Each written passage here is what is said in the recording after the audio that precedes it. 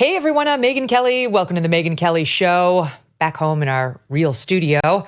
Back from the Jersey Shore. The summer's over, and man, it ended with a whimper with that interview last night. The interview the nation waited 39 days for has finally happened, and I've got a lot of thoughts, which I'm going to bring to you. Just me today. Yes, Vice President Kamala Harris and her emotional support governor, Tim Walz, actually answered some questions from a member of the media. It happened.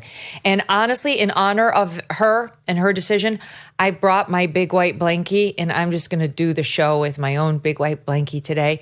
Is my emotional support. I'm just going to hold on to it. I'm going to hold my blankie, and this is going to get me through the next 27 minutes of interviewing from Dana Bash, and also for potential maybe even 8 years as commander-in-chief and leader of the free world.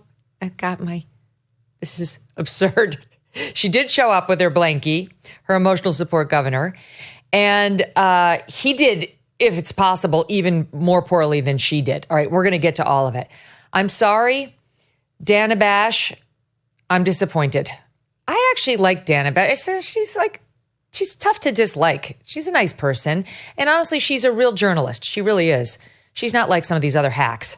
But she fell down on the job last night. There's no question. And my overall take, can I tell you, is that this is what happens when you have a meek person interviewed by a meek journalist. That's what we saw. I don't wish to personally offend her, but that's what I saw. She didn't have the stones to really press Kamala Harris. And I think that's because she knew Kamala Harris couldn't take it. So she went very gently with her. And as a result, we didn't get Kamala Harris really pressed on any answers. And we didn't see her in any uncomfortable position, which is your job.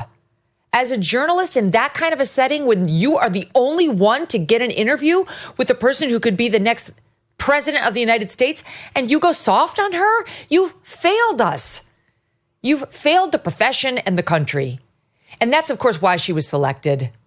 Kamala Harris knew very well she could not take a tough interviewer. Her team knew she could not take a tough interviewer. And it's interesting to me, again, with all due respect to Dana Bash, that they went with Dana instead of Jake Tapper. Because when you're thinking about which of those pair to take, they did the presidential debate between Biden and Trump together. Why would you go with her? Oh, is it a female thing? No. Because since that debate, Tapper has actually obviously been trying to be more middle of the road. We all know what happened during the Trump years. Let's not go back over it. And so I think he would have felt a greater obligation to try to press her. But Dana Bash did not. And while there were a couple of instances where she pushed for an answer to the question, there was so much more that could have and should have been done that led us feeling completely empty. That's the overall take I have. It was empty calories. CNN promised us that this interview was going to, quote, present Harris with the first chance to elucidate her position on various domestic and foreign issues. It did anything but. It wasn't even 30 minutes long, and she wasn't alone. Again, she had her big white blankie there. He was there, well, just in case. And he did try to actually help her out, at least once at the top. Tried to claim he'd been saying something that was in defense of her. We'll get to that. But she struggled with the very first question, which is the most obvious question ever. They all ask, what would you do on day one? Literally everyone asks that. That is the most predictable question she's ever going to get. And she flubbed it. I don't know what she said. We'll get to it. Then she continued to gaslight on her border policies. The fracking answer, that even earned her a very gentle Daniel Dale CNN fact check. This guy is rabid. He's frothing at the mouth to go after Donald Trump on his little fact checks. This one was like, well, some might think that she didn't quite answer honestly. And then there's Governor Tim Walz, the blankie, who claimed his lies about his own military record and service amount to poor grammar. It was poor grammar, you see, and just too much passion. He's so passionate, he must lie. Literally unbelievable. It was literally unbelievable. All right, so let's go through it. I've got her speech, I've got my notes, and I want to talk to you about it all. I've got some sound bites cut for you. This is my overall take. She said nothing. She rambled incoherently with a bunch of drivel about a new way forward, an opportunity economy, and turning the page without saying anything. And the whole time I watched her, all I could think about was this scene. Do you guys remember this scene? I'm sure you've seen When Harry Met Sally. Great film. And at the end of that movie-ish, toward the end, they're playing the game of Pictionary. And Meg Ryan's character is up there drawing, and you've got Bruno Kirby and Billy Crystal and the other cast members sitting on a couch trying to guess what she is trying to communicate. Watch. It's a monkey. It's a monkey. A monkey see, monkey do. It's an ape. Going ape. It's a baby. Planet of the Apes. Planet of the Apes? She just said it's a baby. How about Planet of the Dopes? It doesn't look like a baby. That big mouth. Mick Jagger is a baby. Baby ape. Baby ape. Stop with the apes, would you please? Baby's breath. Baby. Rosemary's baby's mouth. Baby. Won't you come home, Bill Baby? Baby kiss the baby. Melancholy baby's mouth. Baby fish. Baby fish mouth. Ethel Baby Merman. fish mouth. 15 seconds. A big baby mouth. Baby boom. Baby. Draw something resembling anything. That was it. Say something resembling anything. This is how I felt. What are you saying? You're incomprehensible. I mean, she was perfectly on brand in that way, but it also looked very much like she had been coached to try to keep her demeanor very flat, very even-keeled. I am a serious person. I am not a giggler. I have no cackle. I have no personality. I am a sober, serious person, notwithstanding the many years you have seen me make an absolute ass out of myself. Even when asked about my grandniece's moment of admiring me, I will remain sober and serious. I'll start with that one just to show you what I'm talking about. Let's play that one when she was asked about how wonderful it is that she's a role model when it comes to gender and race, and the little grandniece who's photographed looking at her. The photograph that has gone viral. You were speaking, one of your grandnieces that you were just talking about was watching you accept the nomination. You didn't explicitly talk about gender or race in your speech, but it obviously means a lot to a lot of people, and that viral picture really says it. What does it mean to you?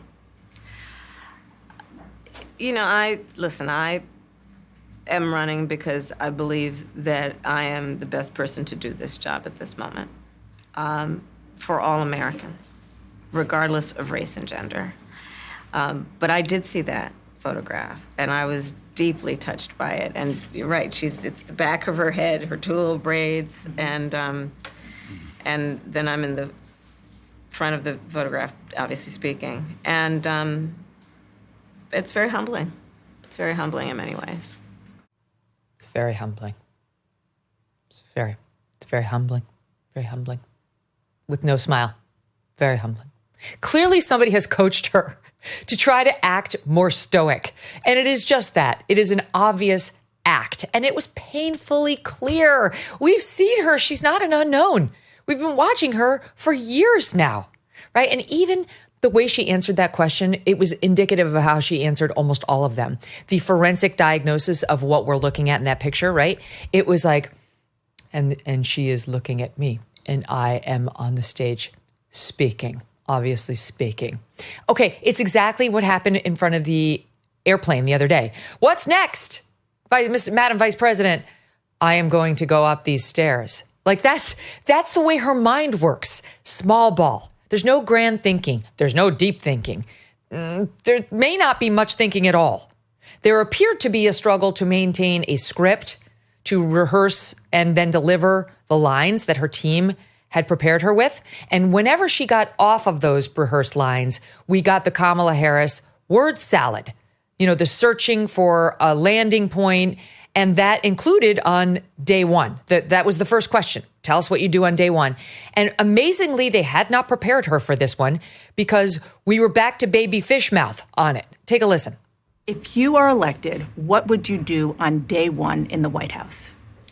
Well, there are a number of things. I will tell you, first and foremost, one of my highest priorities is to do what we can to support and strengthen the middle class. When I sober and look serious. at the aspirations, the goals, the ambitions of the American people, I think that people are ready for a new way forward, in a way that generations of Americans have been fueled by hope and by optimism. I think, sadly, in the last decade, we have had in the former president someone who has really been pushing an agenda and an environment that is about diminishing the character and the strength of who we are as Americans, really dividing our nation. And I think people are ready to turn the page on that. So what would you do day one? Okay. Is she hungover? This is how I talk when I'm hungover, where you can't really muster much emotion. Your affect is flat. You feel slightly nauseous. Like, she seemed like kind of hungover, didn't she? Kind of mildly unwell, and absolutely nothing was in there. Okay, I will tell you first and foremost. Listen to all the filler. One of my highest priorities is to do what we can to support and strengthen the middle class. When I look at the aspirations, the goals, the ambitions of the American people, I think that people are ready for a new way forward in a way that generations of Americans have been fueled by hope and by optimism. What the fuck are you saying? Nobody knows what you're saying. I used to be married to a great guy who is Polish. His parents are actually from Poland. And I learned a thing or two about the Poles and Polish and the way it's spoken. And one of the beautiful things about that language is they repeat things like in triplicate. It's, if you say like, how are you in Polish, a lot of Polish people will respond not just with I'm fine in Polish. Their answer would be more like, I'm fine, I'm great, I'm feeling really well. That's how they speak it. And that's her. Only it's not actually on point. It's just random filler repeated 3 times. What is this? When I look at the aspirations, the goals, the ambitions of the American people, she's filling. She doesn't know what the day one priorities are. The team forgot to tell her. I think the people are ready for a new way forward. Okay, I guess that's a phrase we've practiced, so she got it out. In a way that generations of Americans have been fueled by. What does that mean? What do you mean? A new way forward that generations of Americans have been fueled by? We've been fueled by a new way forward? You mean like in the way that people die and then new people are born and we have a new way forward? Oh, by hope and by optimism. That's my day one plan. Hope and optimism. This was said.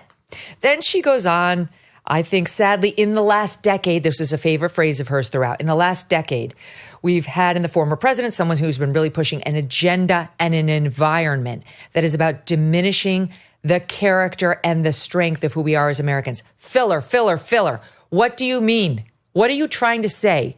We've had a president whose rhetoric I don't like. What is she saying? He's been pushing an agenda and an environment that's about diminishing the character and the strength. I know I'm giving you a headache, people. I just want you to feel as Kamala Harris felt when delivering the interview, hungover.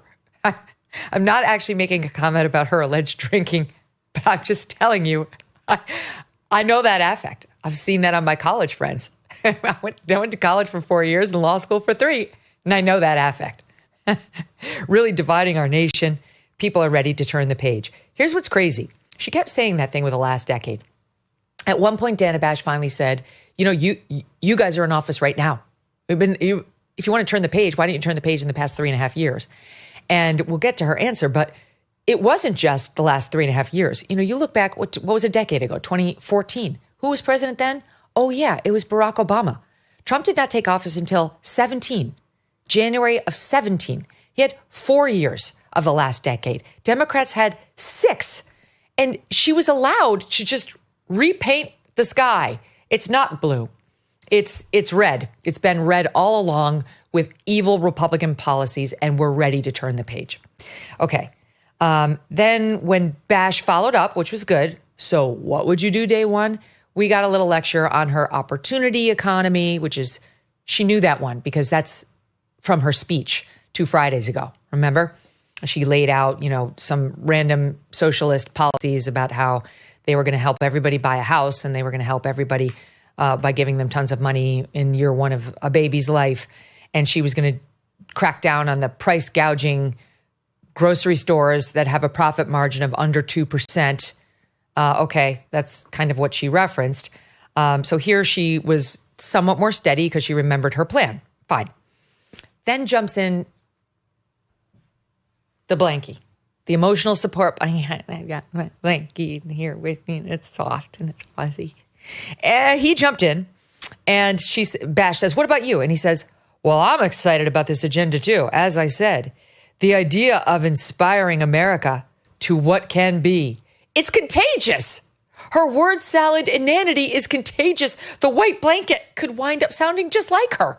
What is it? What do you mean? As you've said nothing. This is your first answer. When did you say that? She says that. The idea of inspiring America to what can be. That's her line. We can be unburdened by what has been and then be inspired as to what to be, what can be. That's what he said. Okay, so absolute nothing from him. Then we get to a good question by Dana Bash saying, okay, you want an opportunity economy and you want to turn the page from where we've been. But a lot of people look back at the Trump years and want to go back there. We have a crisis of affordability. Things were good under Donald Trump when it comes to groceries being less expensive. Housing was more affordable. And she goes into, it's the pandemic. The pandemic was to blame, and we have got inflation now at under 3%. Okay, so we have basically fixed it. We've got inflation under 3%. Inflation, when they took over, was at 1.4%. It was at 1.4% under Donald Trump. The pandemic started in March, the previous March of 2020. Everyone remembers where they were. And they took over in January of 2021. Inflation was at 1.4%. It went up to over 9% under Joe Biden and Kamala Harris. And the fact that they have now gotten their morbidly obese patient from a level that they could star on that MTV show about your 500-pound relative down to something that might just require some Ozempic and Jenny Craig is nothing to brag about. They're down now at the 3% range after trying to stymie the enormous inflation that they created with their drunken sailor spending at the beginning of the Biden-Harris term. That was not raised, okay? That was not pressed. Groceries are still too high and so on. Now, Bash says, you've been vice president for 3.5 years. The steps you're talking about now, why haven't you done them already? And what we got from Kamala Harris was the cost of insulin is down, thanks to us. She's very proud of the insulin. She mentioned it. I mean, I'm very happy that for the small subset of Americans that have to take insulin, the price has gone down. Not for nothing, it went down under Donald Trump. Donald Trump is the one who lowered that. And then they continued it and expanded the lower price for more people. So good. That's nice. But how is that an answer to why haven't you done all your economic policies you're touting when you've been in office? You've been too focused on the diabetics? That makes no sense. She went on and on. She kept raising this thing. So then Bash, we have it? Okay, well, let's take a listen. You have been vice president for 3.5 years. Yeah. The steps that you're talking about now, why haven't you done them already? Well, first of all, we had to recover as an economy, and we have done that. I'm very proud of the work that we have done that has brought inflation down to less than 3%. The work that we have done to cap the cost of insulin at $35 a month for seniors. Donald Trump said he was going to do a number of things, including allowing Medicare to negotiate drug prices. Never happened. We did it. So now, as I travel in the state of Georgia and around our country, the number of seniors that have benefited. I was in Nevada recently, a grandmother who showed me her receipts. And before we capped the cost of insulin for seniors at $35 a month, she was paying hundreds of dollars, up to thousands of dollars a month for her insulin. Okay. We are still dealing with inflation that you caused. People still can't pay their bills. And we get jobless numbers revised every other day downward because we're not making up the losses. we'll get to her lies about the jobs they created. But the plan is insulin. If you don't have diabetes, I don't know what the plan is for you. I think it was really not made clear. So Dana Bash follows that up with, so you maintain that Bidenomics is a success. And she goes back to the insulin again. I maintain that when we do the work of bringing down prescription medication for the American people, including capping the cost of prescription medications for seniors, and then we extend the child tax credit. Again, this is from her economic proposal the other day. She says, I'll say that's good work. And one of the other things she mentioned in here is when we do what we have done to invest in the American people and bringing manufacturing back to the United States so that we created over 800,000 new manufacturing jobs, that's good work. That's her answer to whether Bidenomics was a success. First of all, that 800,000 manufacturing jobs has been fact-checked over and over. Joe Biden's touted it. It's a lie. What they did was allow the jobs that have been shut down thanks to the COVID lockdowns to resume. Some 600,000 of those were just getting the people who'd been put out of work by the government during the pandemic lockdowns to allow them to go back to work. And then naturally, the American economy generated a few more on top of that. That's what she's claiming. That's the sole evidence in this that she's pointing to as the Bidenomics success. Okay? So she's not disavowing Bidenomics. That's actually kind of the headline, that she's not saying it's not going to be how I attack this. That's Joe Biden's plan. You can ask him about it. She's not distancing herself from it. Then Bash asks her, okay, how about fracking? You supported the Green New Deal, and you said in 2019, there's no question I'm in favor of banning fracking. Fracking is very important, especially in states like Pennsylvania, which is a must-win for Kamala Harris. This is a massive point of vulnerability for her, and she knows it. So what did she do? She lied. Watch. When you were in Congress, you supported the Green New Deal. And in 2019, you said, quote, there is no question I'm in favor of banning fracking. Fracking, as you know, is a pretty big issue, particularly in your must-win state of Pennsylvania. Sure. Do you still want to ban fracking? No, and I made that clear on the debate stage in 2020, that I would not ban fracking. As vice president, I did not ban fracking. As president, I will not ban fracking. Okay. She says she made it clear on the debate stage in 2020. She was no longer running for president in 2020. She had been chosen by Joe Biden as his running mate, and she had one debate, and it was against Vice President Mike Pence. I will show you that in 1 minute. But first, I am going to show you the clip from 2019 to which Dana Bash was referring. There's no question I'm in favor of banning fracking. So, yeah, and starting with what we can do on day one around public lands, right? And then there has to be legislation. But yes, and this is something I've taken on in California. I have a history of working on this issue. And to your point, we have to just acknowledge that the residual impact of fracking is enormous in terms of the impact on the health and safety of communities. Okay, so now there's a true believer. There's somebody who actually said her position and then backed up why she has that position. You can see that seems sincere. So when did she take the stage in 2020 and say, I was wrong, fracking's not the way, and I reversed myself on my promise to you, absolutely, that I'm going to ban fracking? When did she do that? I don't remember that. Most people don't remember that. Here's what she actually said in the Pence-Harris VP debate in 2020. I will repeat, and the American people know, that Joe Biden will not ban fracking. That is a fact. Joe Biden will not ban fracking because Joe Biden's position was, let's not ban fracking. And he was at the top of the ticket. But listen to how she mischaracterized it. All right, I'm going to go back through it with you. Will you ban fracking? She asked. No.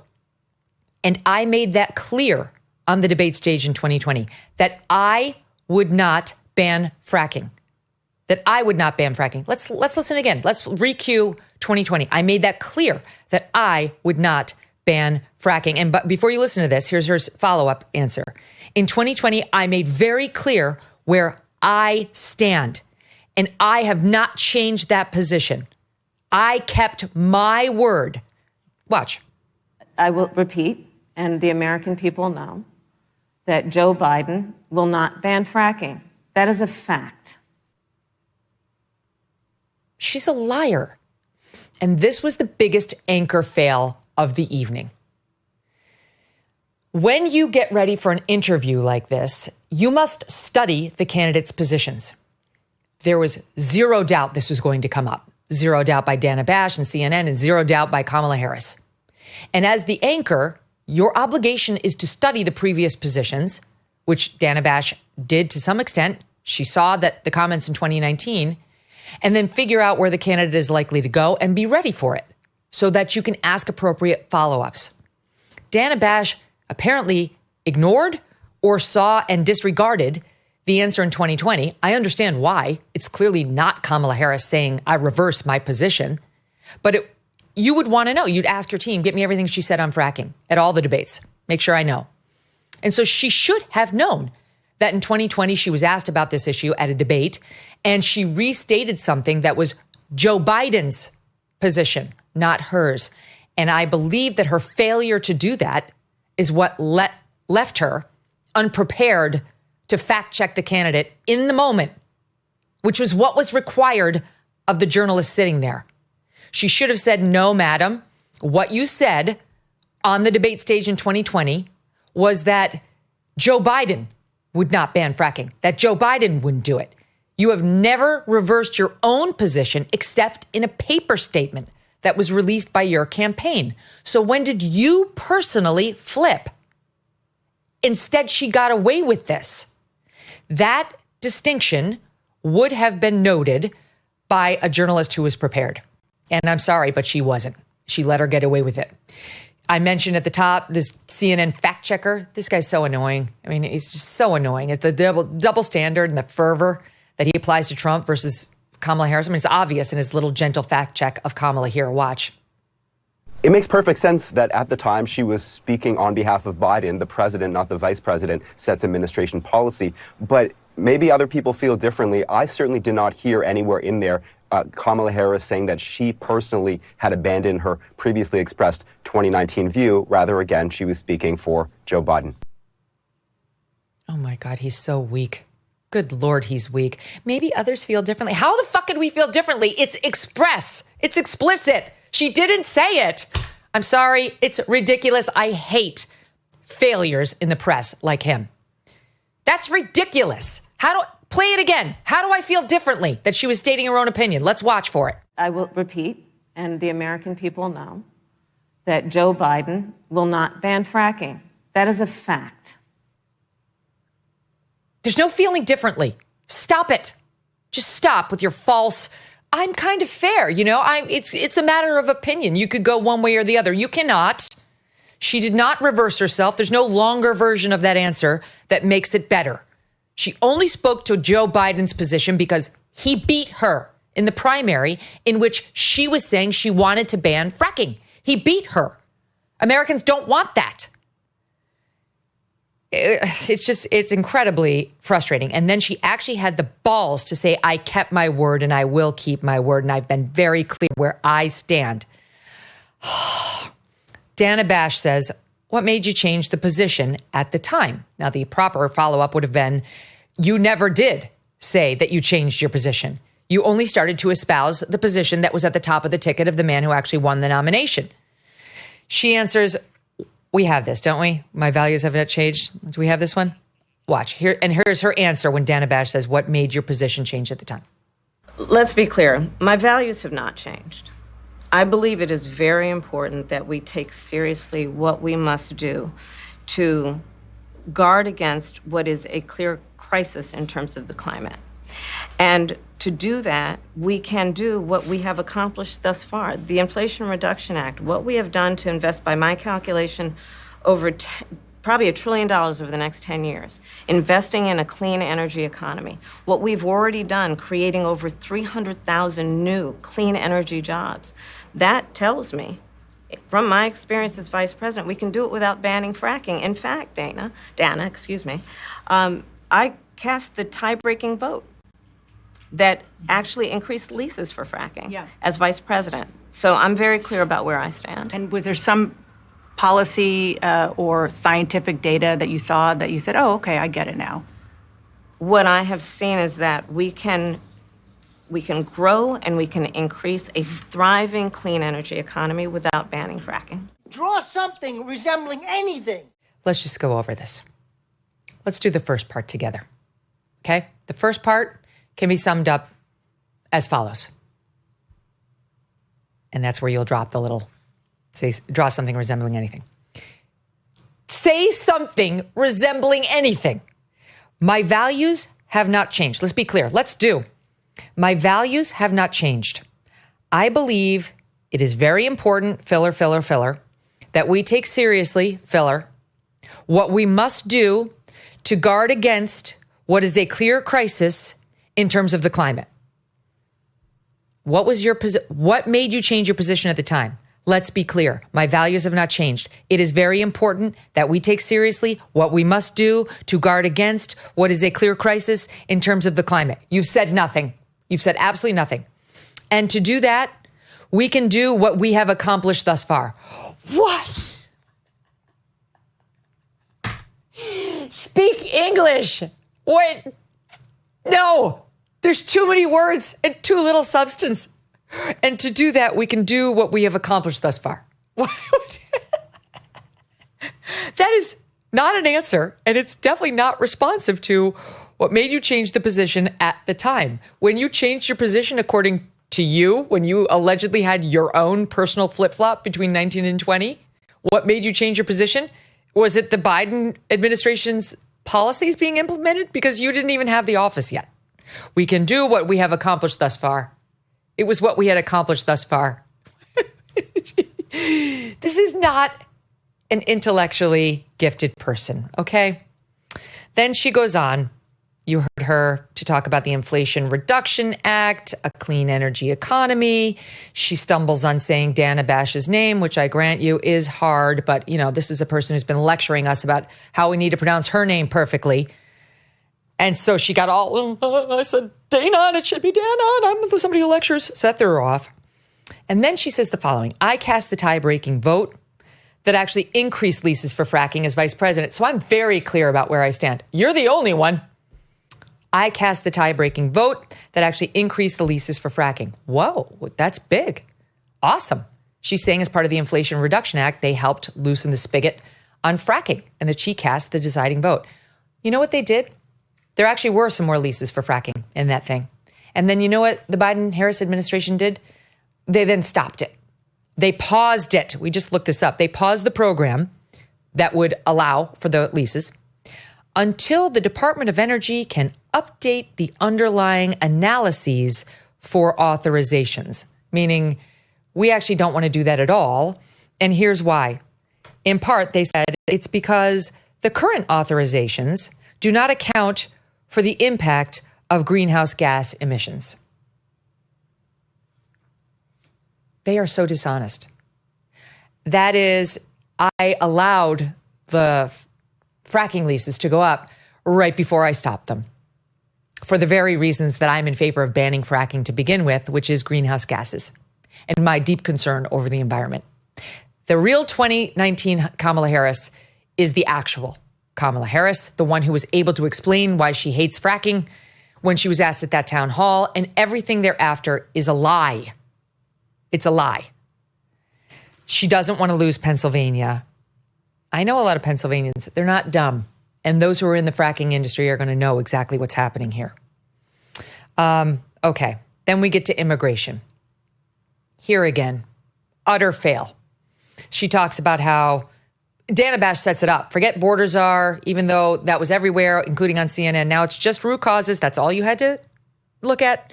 You had to address the root causes of migration. How'd that go? Watch this. Why did the Biden-Harris administration wait 3.5 years to implement sweeping asylum restrictions? Well, first of all, the root causes work that I did as vice president, that I was asked to do by the president, has actually resulted in a number of benefits, including historic investments by American businesses in that region. The number of immigrants coming from that region has actually reduced since we began that work. But I will say this, that Joe Biden and I and our administration worked with members of the United States Congress on an immigration issue that is very significant to the American people and to our security, which is the border. Okay. So they care deeply about the border. And really, she was only in charge of root causes. And why they waited 3.5 years to implement some reforms to asylum went unanswered. It went unanswered.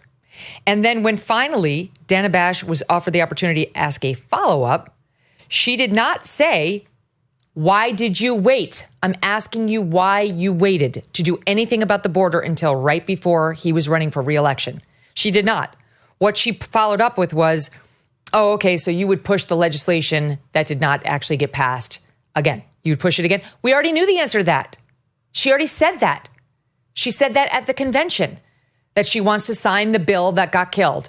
The bill that Republicans killed, in part because it would have given the president, Joe Biden, the ability to completely erase the bill, wipe out the bill, pretend the bill had never been passed with a stroke of his pen. It gave him the authority of a king to stop all the reforms.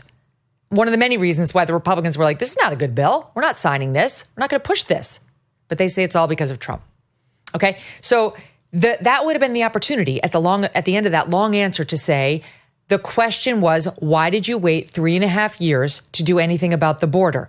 But she didn't. She went to the empty, so would you push that legislation again? Something we already knew the answer to. A waste of a question, a failed follow-up opportunity, and something we really needed to know because under this administration, there have been at least 10.4 million illegals who have come into the country. Those are the official numbers. That's not counting the gotaways and all that. 10.4 million under Biden-Harris. Guess how many it was under Donald Trump? 2.34 million. 2.34 versus 10.4. Why didn't I hear those numbers mentioned last night? Why wasn't that the follow-up? Why did the border czar or person responsible for root causes of migration not get those numbers put in her face and have to answer questions about how we got there and specifically whether she's going to deport those illegals? What's going to happen to them? Are they going to be deported?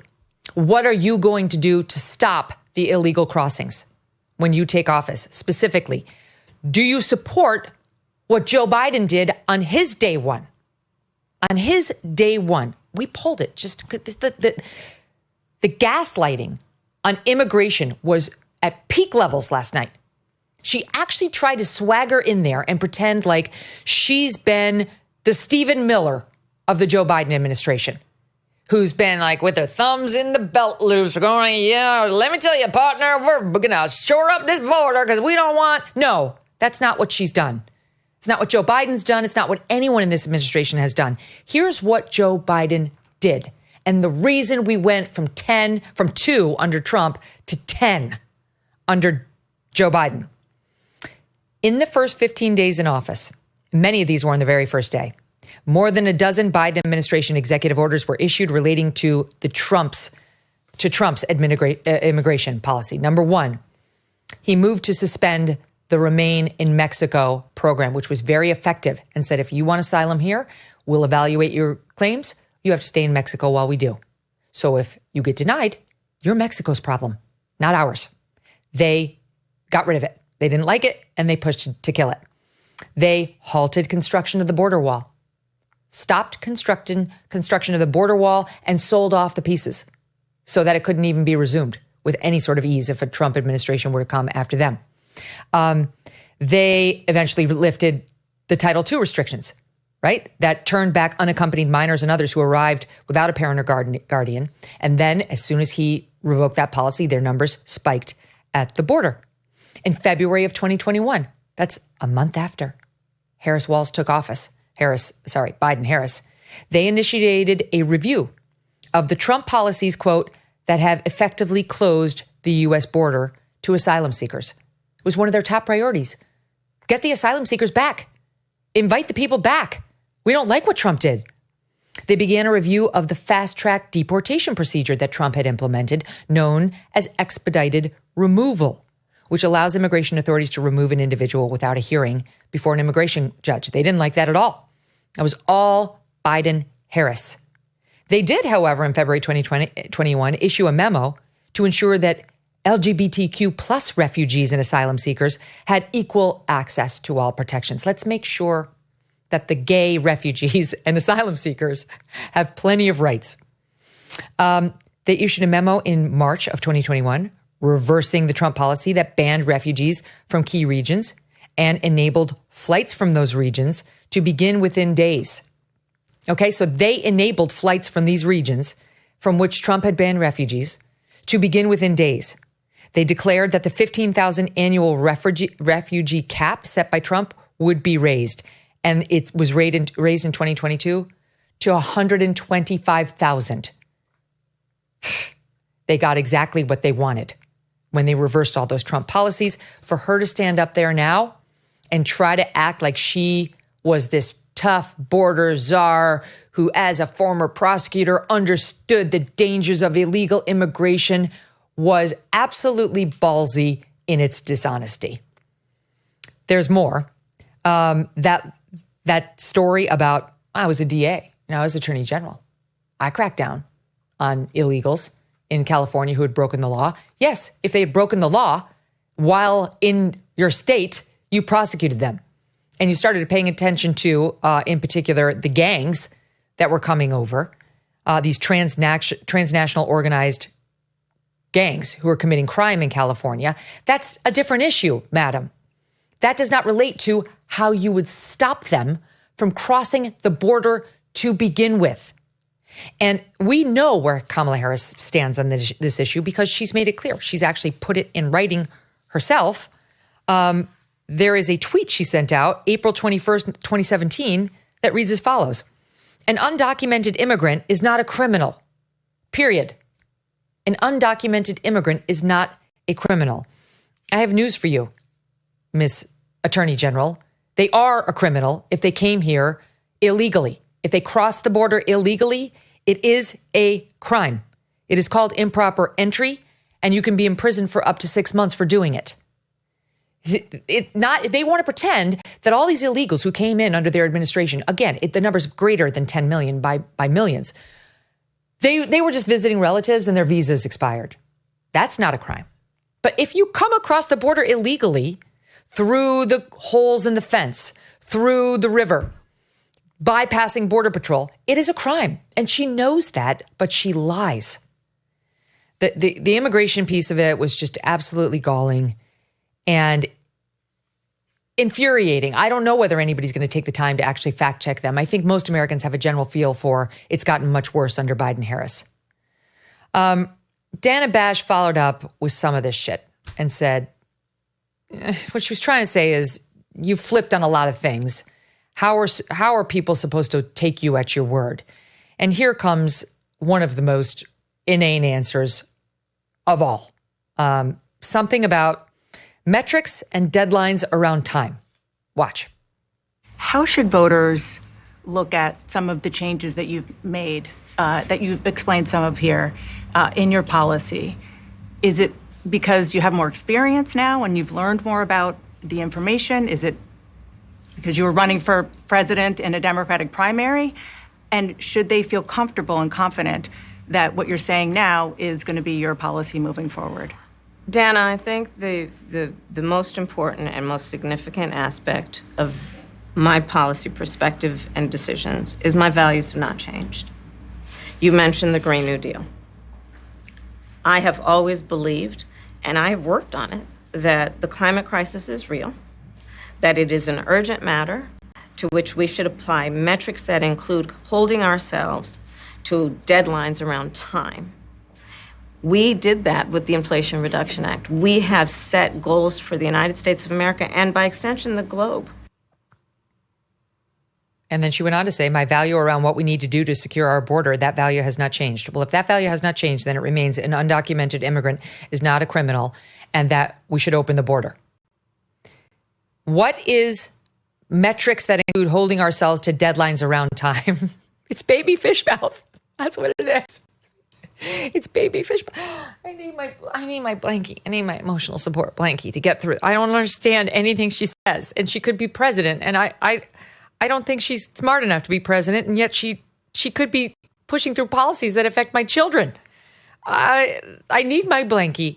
I understand why she travels everywhere with the blankie. It must be very disconcerting to be Kamala Harris and to not understand anything.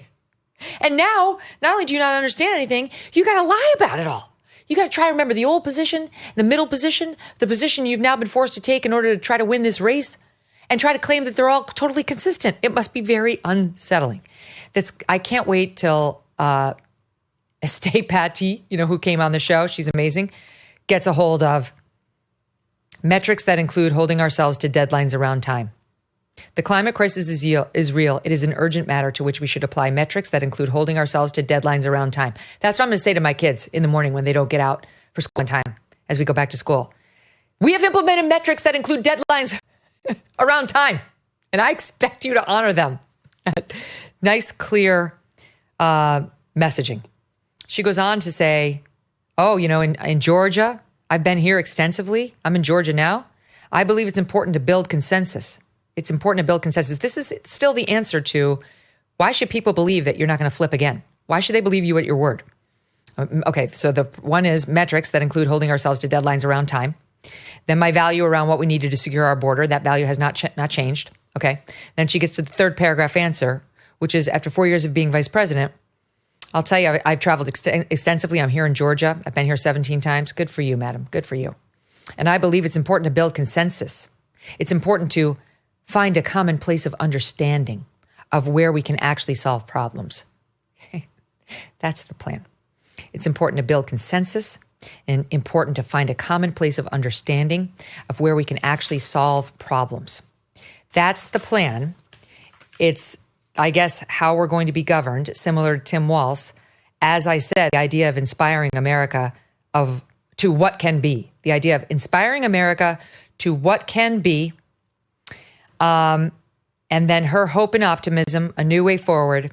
And then we land it with this. Build consensus to find a common place of understanding of where we can actually solve problems. That's your next administration, America. Then Dana Bash wasted a question on whether she'd put a Republican in her cabinet. Who gives a shit? I mean, literally nobody. I think I can speak on behalf of Republicans when I say no one gives a shit. We all know that if she puts a Republican in her cabinet, it's going to be a Liz Cheney, Adam Kinzinger type, maybe like a Nicole Wallace Republican, maybe Jen Rubin Republican. No one cares the answer to that. That was a wasted minute and a half we could have used on many other issues, including the radical behavior of her running mate. Okay, let's get to Tim Walz, who just when you think no one's sitting at this table, neither she nor the big white blanket can embarrass themselves any further, he does. She asks him, to her credit, about the carrying the weapons in war, which we know is a lie. He never served in war. He's been stealing valor for quite some time. And take a listen to this answer.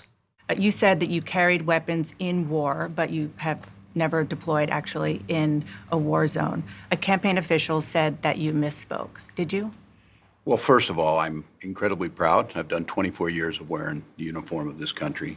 Equally proud of my service in a public school classroom, whether it's Congress or the governor. My record speaks for itself, but I think people are coming to get to know me. I speak like they do. I speak candidly. I wear my emotions on my sleeves, and I speak especially passionately about our children being shot in schools and around guns. So I think people know me. They know who I am. They know where my heart is. And again, my record has been out there for over 40 years to speak for itself. And the idea that you said that you were in war, Yeah. Did you misspeak as the campaign has said? Yeah, I said we were talking about, in this case, this was after a school shooting, the ideas of carrying these weapons of war. And my wife, the English teacher, told me my grammar is not always correct. But again, if it's not this, it's an attack on my children for showing love for me, or it's an attack on my dog. This took chutzpah. Let's go through it. You said you carried weapons in war, but you've never deployed in a war zone. A campaign official of yours said you misspoke. Did you? Well, I'm proud, incredibly proud of my record. He keeps doing this. Equally proud of my service in the classroom. Did I mention I was teacher and a coach, an assistant coach? Okay, whatever. But he's more stolen valor. In the classroom, I'm in the classroom. My record speaks for itself. It doesn't actually. You've put a lot of lies into that record that you've been called out on by service personnel. You must clarify, as your campaign had tried to do. And now you appear to be distancing yourself from that clarification. And then here's two pieces of this that are really... I speak like they do. People are coming to get to know me.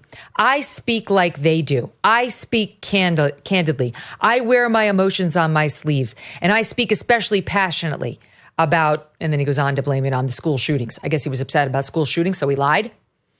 But stop saying you speak like we do. I speak like regular people. What kind of bullshit is that? No, you don't, sir. We don't lie about military service we didn't actually perform, like going to war. We don't steal valor by saying that we had a higher rank in the National Guard than we did. We don't run around saying we served in operating Enduring Freedom in Afghanistan when we didn't. We don't stand and watch somebody say that we were in combat in Iraq when we weren't. You don't blame it on us. Don't pull us down to your lowest common denominator of falsehoods. We don't behave like that. You do. And you're asking for the second most powerful position in the nation. You want us to put you there. You can't even be honest about the lies that you've told. We don't even get a straight explanation for what you said and why you said it. Be fine to do spin, but instead you want to say, we all lie like this. Stop. I'm passionate. As the audience on this show knows, I get passionate about a lot. It doesn't cause me to lie. It's not some weird total recall insertion in the arm or the head that makes you suddenly start lying. Passion. That's not how passion works, Governor. They know where my heart is, he says. My record's been out there for over 40 years to speak for itself. Again, what a dodge. So then she goes back, you heard it there. So did you misspeak, as the campaign has said? That was a good follow-up. And he says, well, yeah, I said we were talking about, in this case, it was a school shooting, the ideas of carrying the weapons of war. And then this gall. And my wife, the English teacher, told me my grammar's not always correct. You mean it was a grammatical error when you said the weapons of war you used in war? When you said you carried a weapon into war, it was a grammatical issue? Does anybody believe that? Literally no one does. How about, and this was the place, Dana Bash, for the follow-up.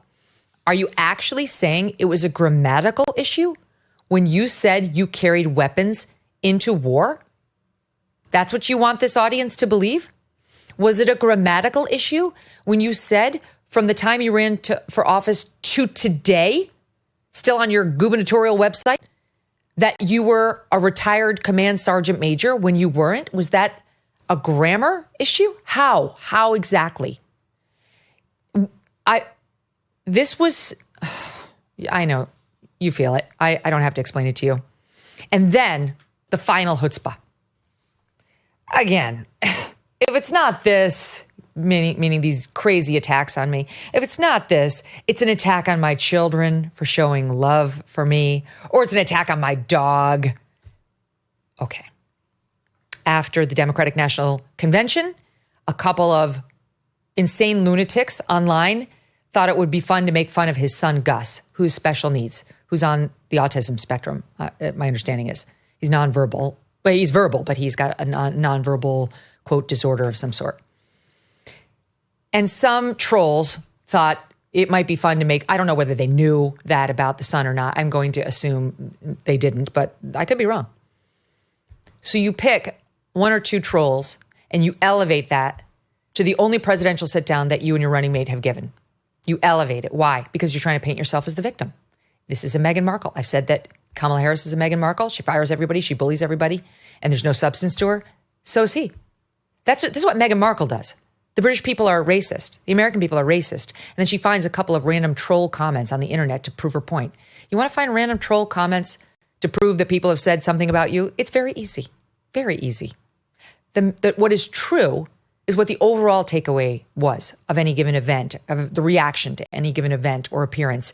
And the overall reaction to Tim Walz and Kamala Harris at that convention was extremely positive. And the outpouring of love for his son and the relationship between a father and son in that moment was overwhelming too. Yes, even among Republicans. But he wants to dodge the responsibility for his lies. And he brings up his son to do it. He tries to hide behind his son and say, remember when they attacked my poor boy? That's disgusting. He re-elevated the attacks on his child and fronted them with a huge national audience in the only presidential sit-down they've given because he needs cover. It's disgusting. It was incredibly cynical what he did. And then he adds an attack on my dog. Do you know what that bullshit is about? His dog is named Scout. He put out some picture of him with Scout.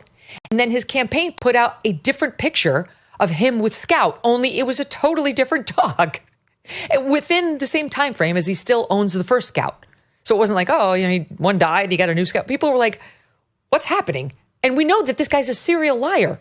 He lied about the Chamber of Commerce giving him a commendation. He lied about being a retired command sergeant major. He's been dishonest about exactly when he found out he was deploying to Iraq. I mean, he lied about his DWI back in 1996. He was deaf. That's bullshit. No, he's not. So here again, he posts a picture of his dog Scout, only it's two different dogs. And the internet started to go nuts. Like, is he lying about his dog? Why is he lying about his dog? And his campaign said, oh, look at the full video. Scout's in it. I guess they just posted the wrong picture. That's not on the public. That's on his campaign staff. And they wound up having to delete the second erroneous Scout tweet. It was his personal Twitter, by the way. So, we can blame it on the staff, but it was his personal Twitter. Anyway, so now that's elevated to the attack that like 3 people launched on Twitter against his son, Gus. He's the victim, you see. The evil Republicans will stop at nothing. They attack my dog. They attack my son.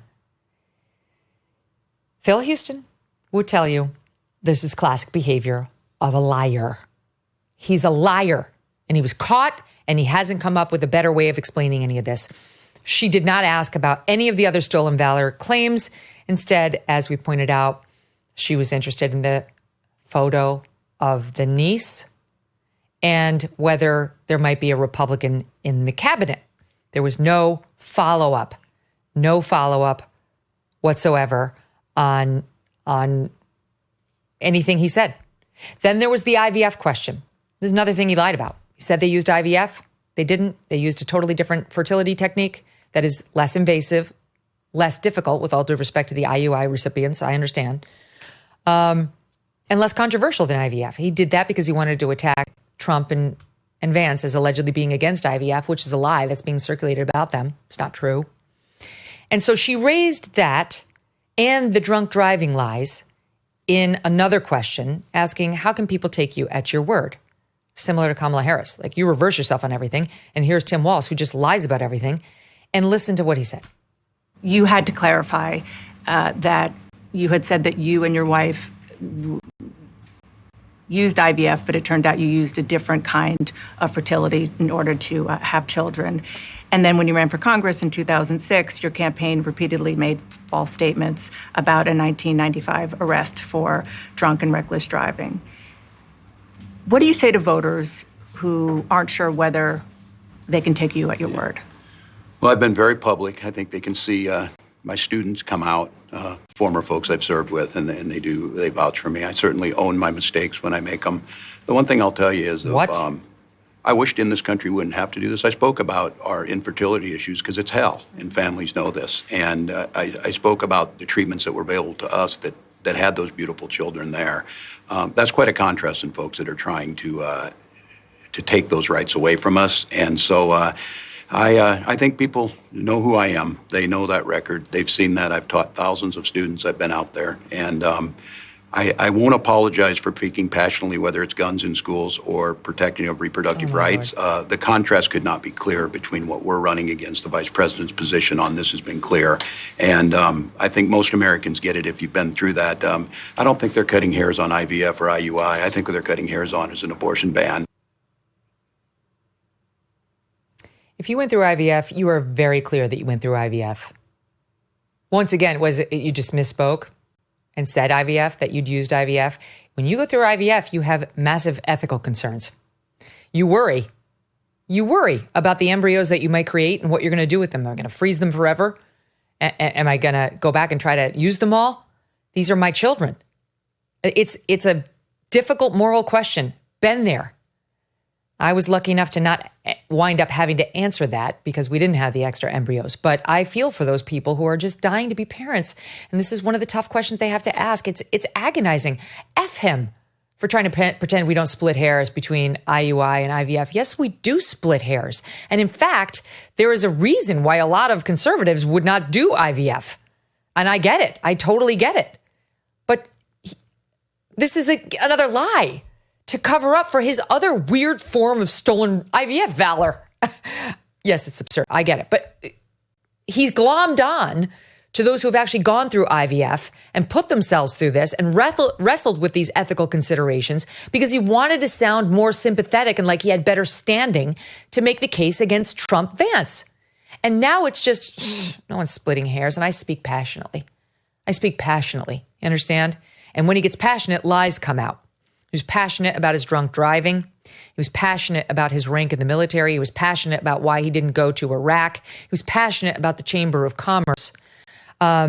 He was passionate, or just using improper grammar, when he said he carried guns into war, the war in which he never fought, the war from which he cut and ran. That's Tim Walz. Okay? That's the big white blankie performing his role. And then the gall of, I certainly own my mistakes when I've made them. You know, if you drop the TH on the them, you sound folksy, and lots of people write nice articles about how avuncular and folksy you are. I own my mistakes when I make them. You're literally failing to do that right now. How did she not follow up with, will you do that here? Will you do that here? Was it a mistake to say that you were deaf, that you had a hearing problem when you didn't, when you'd been caught driving 96 in a 55? Was that a mistake? Would you like to own it? Was it a mistake? You were mistaken about the fact that your wife went through IVF? That was a mistake. You were mistaken when you said you were in war? That's a big one, George Santos. To say that you were in war when you were mistaken about your rank. By the way, we went back and looked and pulled the actual notice from the National Guard demoting him in 2005, because as you know, he never actually earned the rank of Command Sergeant Major when he retired. He was placed in that provisionally, and then he retired without having earned it, so it was withdrawn, and he went from being an E9 status with the government to an E8, and he got a notice saying your rank has been reduced as follows, and now he wants us to believe that he owns his mistakes, and he speaks passionately. You guys know what's happening there. The question is, will the American people? Finally, we get to Biden's cognitive decline. She asked one question. Any regrets? Any regrets about your lies? That's me, not her. And here's how that went.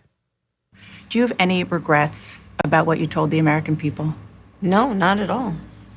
Not at all. I have served with President Biden for almost 4 years serious, now, by and the way. I'll tell you, it's one of the greatest honors of my career, truly. Very sober. He cares so deeply about the American people. He is so smart and loyal to the American people. And I have spent hours upon hours with him, be it in the Oval Office or the Situation Room. He has the intelligence, the commitment, and the judgment and disposition that I think the American people rightly deserve in their president. By contrast, the former president has none of that. Why is she talking about him like he's a dog? He's got the disposition. He's got the disposition to serve. and then talking about how he's smart. He's got the intelligence to do the job. She's been spending too much time searching the internet about herself, and she's feeling unsteady about her own level of intelligence. He's smart. What about us? We're smart. Name that movie. Email me, Megyn at MegynKelly.com. We're smart. We're smart too. There was no follow-up. There was no follow-up about her critical role in covering up his cognitive decline. By the way, for those of you playing at home, he's still president right now. Technically, he's been on vacation for a month. How about, did you see any of the cognitive decline that we saw at that debate or thereafter?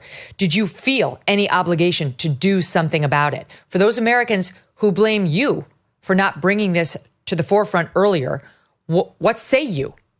Do you wish to apologize to the American people for not coming forward earlier on the cognitive decline of the sitting commander-in-chief? No, nothing. You can find non-snarky follow-ups, even if you're Dana Bash and afraid of confrontation, in that situation, and she owed it to us to do that. She went on, new way forward, turned the page, last decade, and we didn't get anywhere. We really didn't get anywhere. It ended with the inanity about the picture. She spent some time on the call from Biden to Harris, a lot of time actually, on telling her that he wasn't going to run and that would he get behind her. And there was a moment where she said she starts to giggle. I'll give you a little too much information. And Dana Bash says, "There's no such thing. Au contraire, Dana. Au contraire." Because then we heard a little lecture about how I was with my baby nieces and they said, "Auntie, can I have more bacon?" We had just had pancakes, you see. And I said, "Yes, I'll make you more bacon." Yes, it is too much information. She was right about that. That was the thing that Kamala Harris was most right about in the whole interview. And when we were going to sit, we were sitting down to do a puzzle. See, we had bacon and we had a puzzle and we had pancakes and it was wonderful. And then he called me and it was very clear he was going to support me. And then she says to her, "So when he called you, he said, I'm pulling out of the race and I'm going to support you." And she says, "Well, my first thought was not about me, to be honest with you. My first thought was about him, to be honest." And that's another tell. To be honest is one of those filler words that's generally meant to cover up something that is not honest. It just is. It's one of those key words. To be honest, my first thought was not about me, which basically tells me that her first thought was 100% about herself, and it was not about him. That's basically it. That's where we are. The media reaction has been gross. I mean, honestly, like the gaslighting continues from the media. Bill Burton, who's really kind of turned into just a partisan hack. He used to be kind of a straight shooter in the Obama years. Now he's just a bootlicker and kind of sad, really.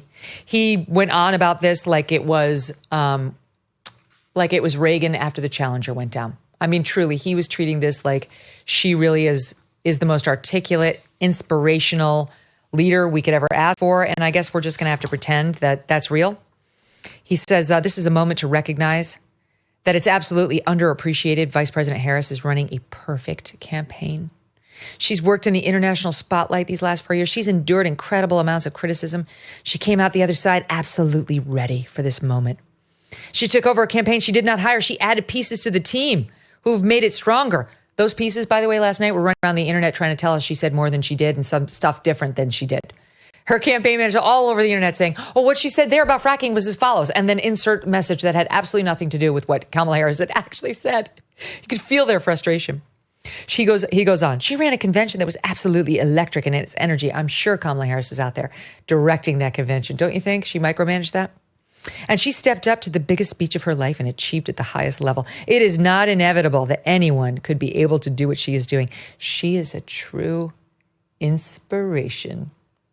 What's been funny, though, is over on CNN, the reaction was pretty lackluster, I have to say. Like, I think they kind of knew she had a job to get done and she didn't get it done. And that's really the question that we end with. Did she change anything? If she did, she changed it for the worst for her. There's no way that interview helped Harris-Walz. Just no way. If anything, it helped Trump. And we'll see whether Trump is disciplined enough and has strong enough messaging with his team to capitalize on all the things that we've just gone through. Because yes, we did some fact checking. And in particular, the border stuff is just so galling. If they don't shove that down her throat, then they deserve to lose. I'm sick of this BS. Where are the great messengers? Get out a damn ad that calls her out on all this bullshit. It's so easy. If I can do it sitting here ad lib, you can do it. How long do we have to wait before they shove this stuff down her throat? It can't be a Trump Truth Social tweet. Get an ad together, like that one we saw in Pennsylvania in the Senate race right after she announced. So she lied a lot. I don't think she changed the game in any way to help herself. I do think she helped Trump, but she only helps Trump if he capitalizes on it. There may be some help even without that, and it's as follows. The American people watching that at home would understand that Tim Walz is a liar. They would definitely understand he was a liar. You could see him dodging.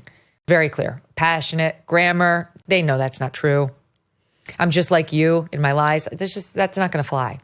And Kamala Harris's new "I'm sober serious" thing in response to the ridiculous laughing that she always does, they'll notice that contrast and understand this is fake. For sure, Americans understand a phony. So those two things will stay lingering out there.